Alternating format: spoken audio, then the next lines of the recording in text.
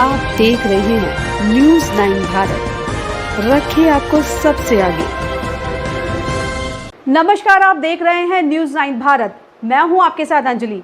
देश और दुनिया की तमाम अहम खबरों पर आइए डालते हैं एक नजर। राजधानी दिल्ली से जाकर देहरादून में जमीन खरीदना एक दंपति को पड़ा भारी। देहरादून में कई सालों पहले खरीदी थी जमीन को भूमाफियाओं ने किया कब्जा।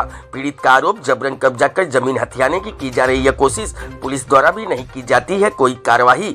1111 गज जमीन के कब्जे के मामले में पीड़ित कई जगहों पर लगा चुके हैं चक्कर। अगर आप दिल्ली में रहते हैं और दिल्ली से बाहर कहीं आपने जमीन खरीदी है तो यह खबर आपके लिए है। जरा इस खबर को गौर से देखिए और अपनी जमीन को भी देख लीजिए। दिल्ली की पीतमपुरा के रहने वाले एक दंपति ने कई साल पहले देहरादून में जमीन खरीदी थी।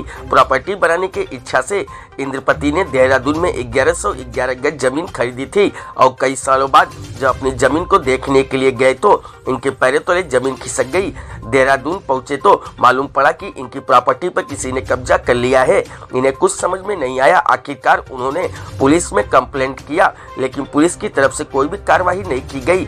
नहीं बताया जा रहा है कि जिन लोगों ने जमीन पर कब्जा किया है वह इलाके के दबंग है और भू माफिया भी हैं, जिसकी वजह से पुलिस उन पर कोई कार्रवाई नहीं कर रही है।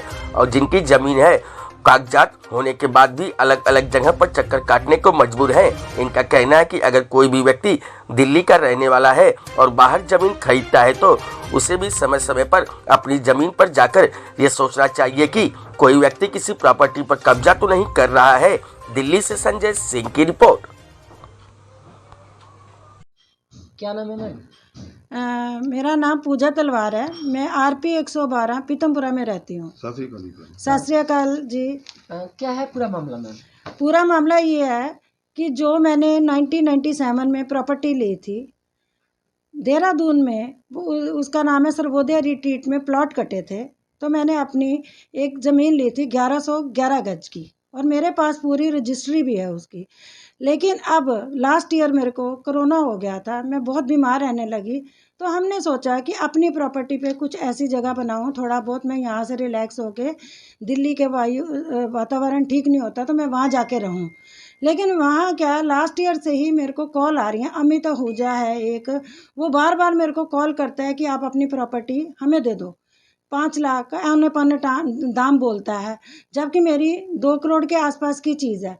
वहाँ पे पूरा माफिया ग्रुप है, उसमें संजय घई, SC माथुर, अब और एक आहूजा जी हैं, एक आर्या जी को उन्होंने किसी को दी है, जो वो मेरे सामने आते हैं और कहते हैं कि ये होने पौने में दे दो। मैं अपनी ज़मीन बेचनी नहीं है। अगर ये आज मैं वसीयत कर रही हूँ कि अगर ये मैं जब तक मैं हूँ मैं लड़ूंगी अपनी ज़मीन के लिए। उसके बाद मेरे बच्चों को तो टाइम नहीं है कि हाँ जाके वहाँ पे लड़ सकें।